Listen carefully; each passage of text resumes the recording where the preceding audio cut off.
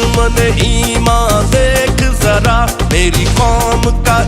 एक वीर जवान, तेरी आंख में डाले आंख खड़ा, सर बांधे कफन घर से निकला। ये पर्वत धरती और दरिया बस याद रखी सब मेरा है, मेरी मट्टी का एक जर्रा। क्या यूविज़र कैंपस में जो इवेंट मुनक्किद किया गया था, इसका मेन जो मकसद था, जो हमारे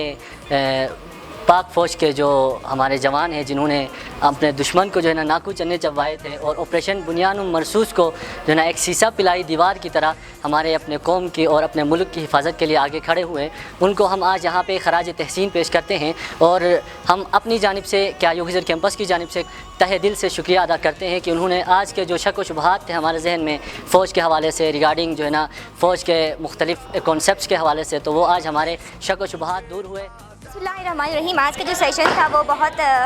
इंटरेस्टिंग था, क्योंकि हाँ रिगार्डिंग आर्मी जो हमारे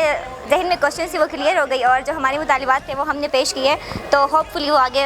उनको प्रोसीड करेंगे।